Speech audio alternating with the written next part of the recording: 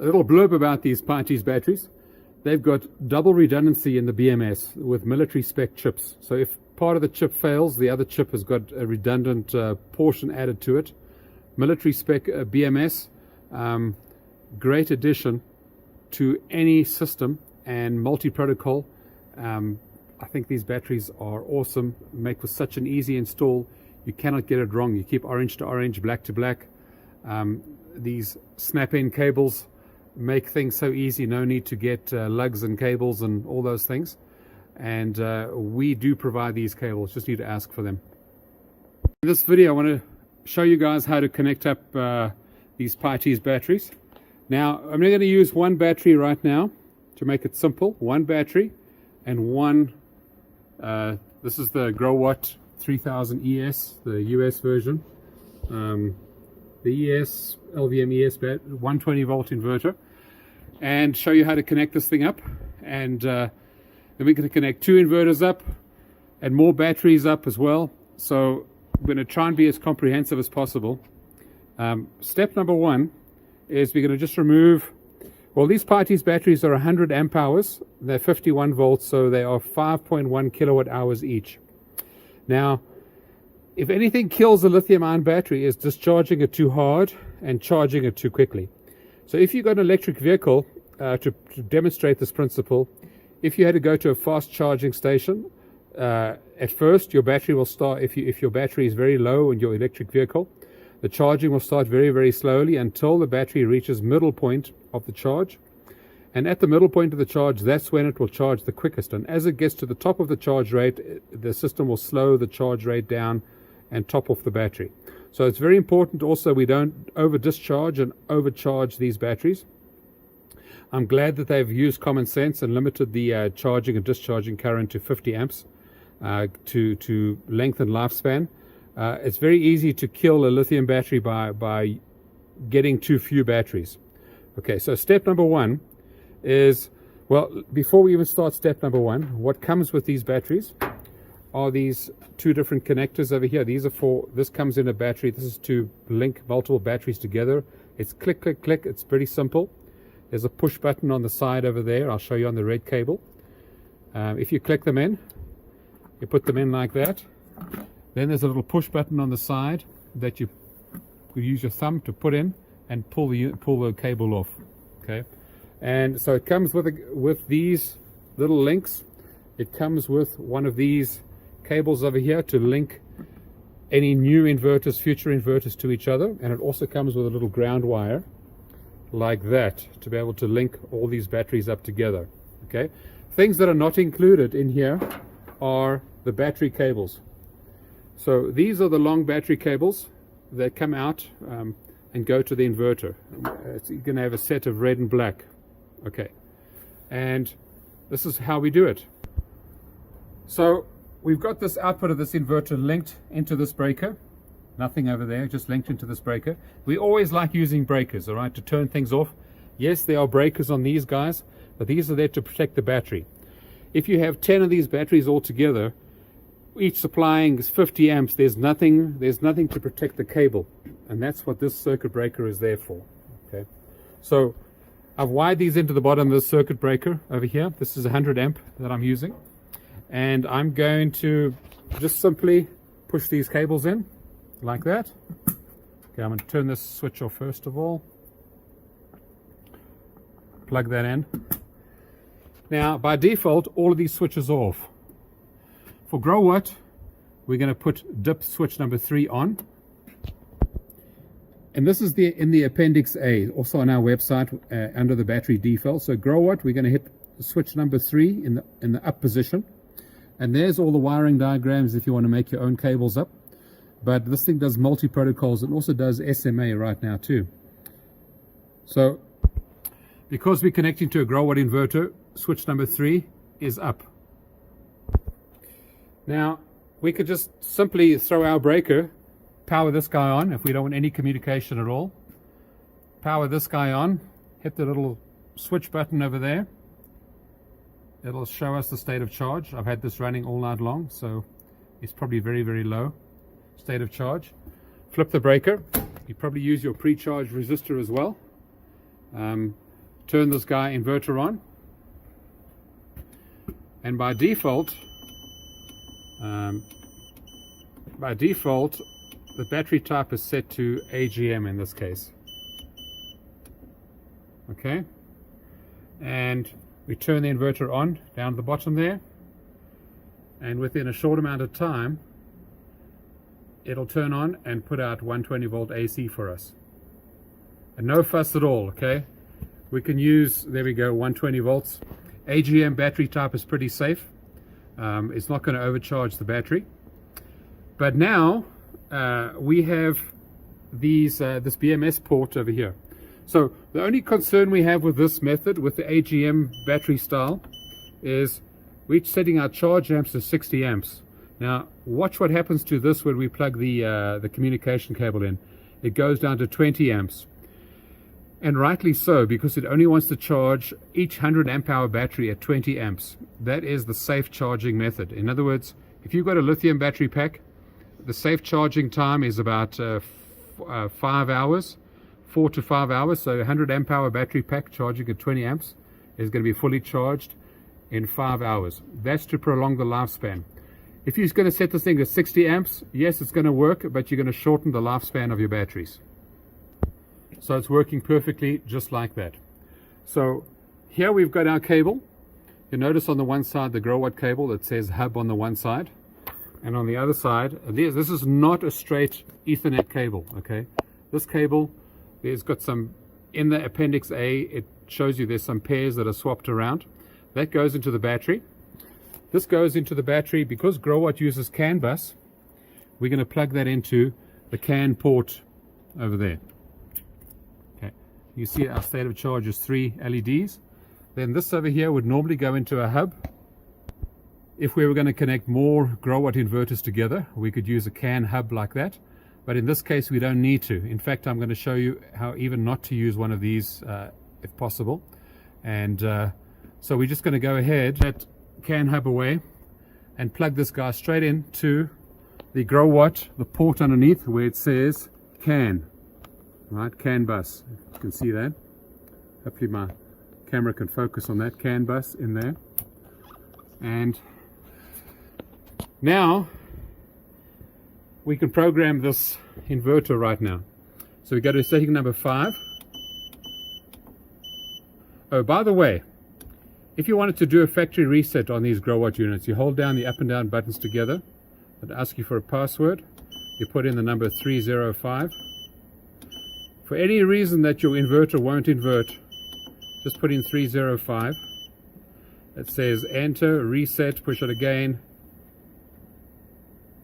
and it's reset. Okay, then I can push escape.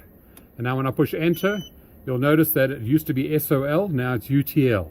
Now it's set to factory defaults. Okay, so what we're going to do is go to setting number 5, and notice the charging amp 60 amps. Setting number 5. It's AGM at the moment. We're going to set that to lithium. Lithium over there, enter. And then it's going to ask us for the protocol next. We're going to push enter, and we're going to put 51 for this particular battery. 51, enter, and then escape. Okay. Now, if I push enter again, you see the charging amps. This battery is a 50 amp maximum charging. So it's automatically changed the charging parameters. It's also changed the, let me get rid of the beep. Oh, to get rid of the beep on these Growatt inverters, you hold down the enter and escape buttons together, and that little beep will disappear. I know it's pretty annoying. And let's have a look at some of the settings now. And I'm not going to show you how to program the inverter. That's another video. But we just want to get the battery working right now. Okay. And alarm, you'll notice, and it's automatically set the bulk voltage, the float voltage, and the low DC cutoff. Let's see what that is set to. 20%. Let's change the voltage now to percentage. So if the battery gets below 20%, it's going to start alarming. Okay. Now, if this communication is not working, if I pull this plug out over here, okay, we're going to see what happens in about 20 seconds time. I'm not going to, well, I can speed up the video. but watch what happens in a short while. So the battery is just fine.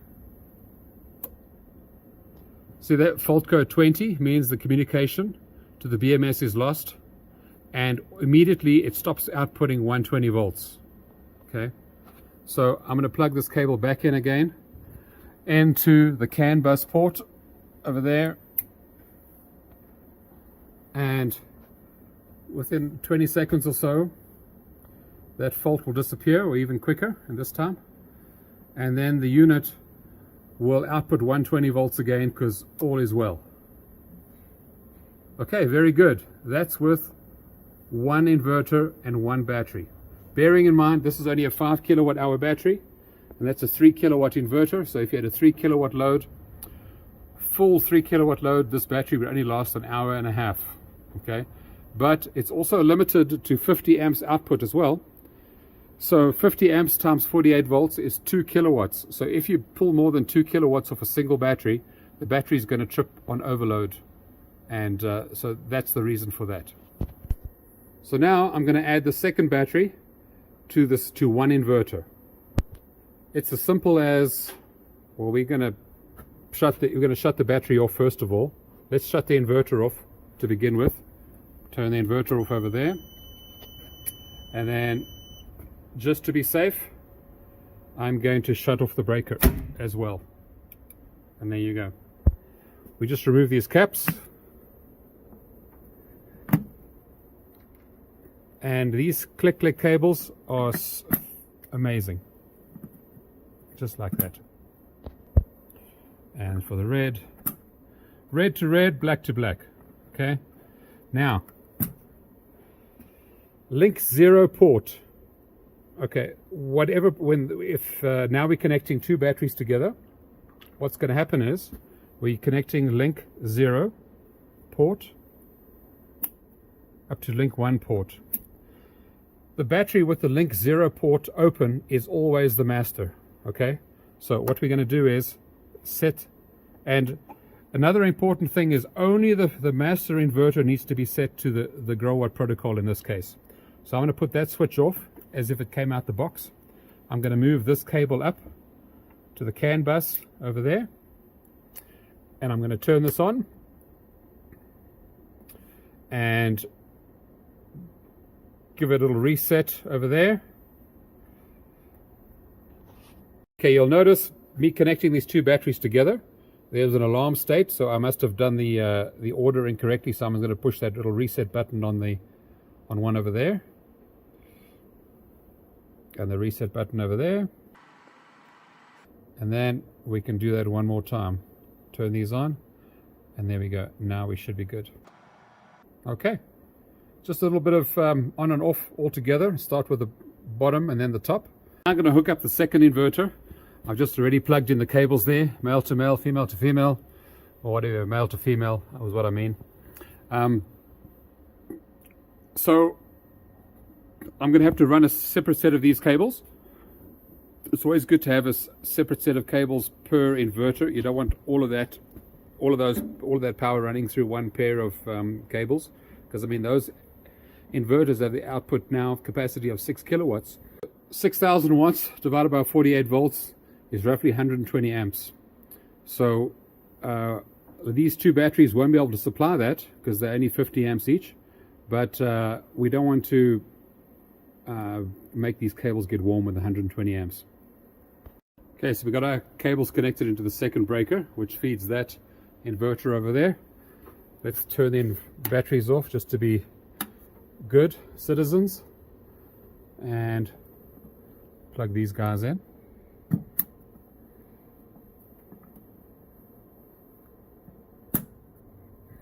Okay, so now we still got these two batteries linked together, but we have a separate cable running to one inverter and a separate cable running to the other inverter. So now we're going to go ahead and turn them on. Let's turn the batteries on first, and let's turn the breakers on for the inverters. Turn them on, and hit these buttons over here to reset the communication.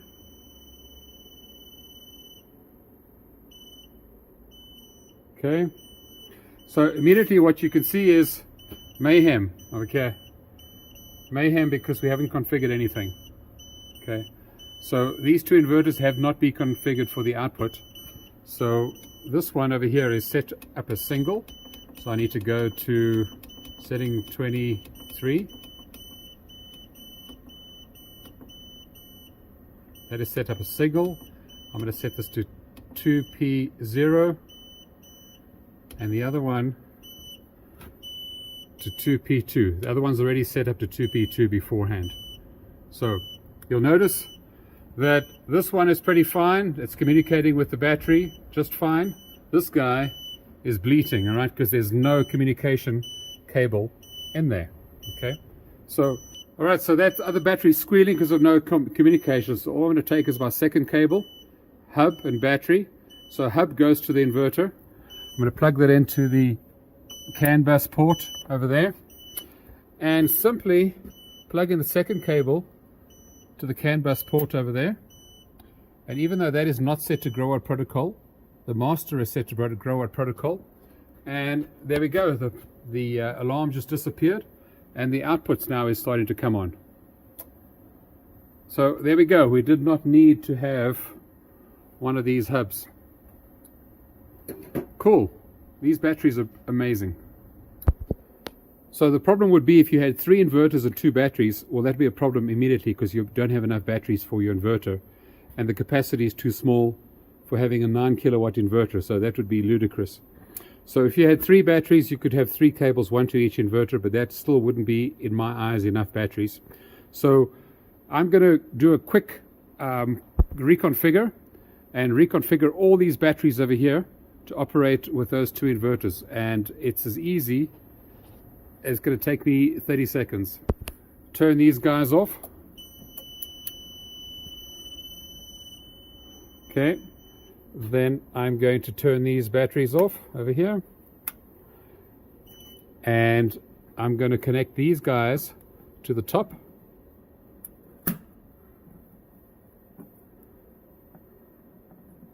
This is now going to be the master because we're going to run the link from the bottom to the top, and link port 0 is going to be open. So then pin number 3 must be on over there. All the others can be off. Off, off, off. And we're going to connect our link cables up and our quick little jumpers. And we're done.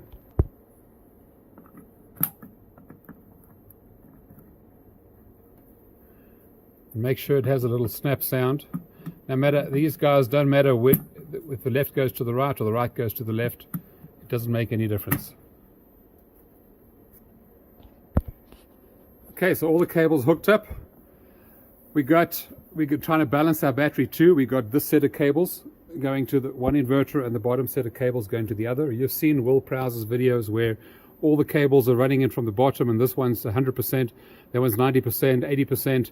So we don't want to have we want to have a balanced system. So now we're going to just turn these guys all on.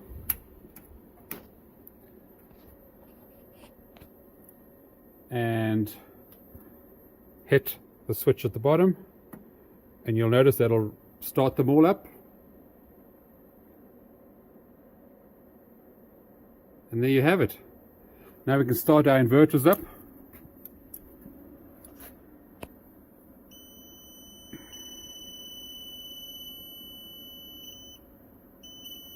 Okay, first beeping, squealing because they have no communication. In fact, the first inverter, I've still got it connected to the bottom over here. Oh, and I have not connected my interconnecting cables either. So let me do that. And remember, I'm not going to do that in this video, but you can use a ground wire. You can each ground wire to the chassis or to each other and have a single ground wire going to your inverter, so that your batteries are all grounded. And I just went ahead and connected all those link cables into each other without turning these guys off. But so after I've linked them all up again with the link ports, turn them all on, and then hit the bottom switch. and that'll light them all up. There you go. All communicating beautifully. Now we turn our inverters on. Okay, beeping first before the communication. And then the communication is all taken care of. So also this one, you'll see that this inverter too is set to lithium and 51 protocol as well.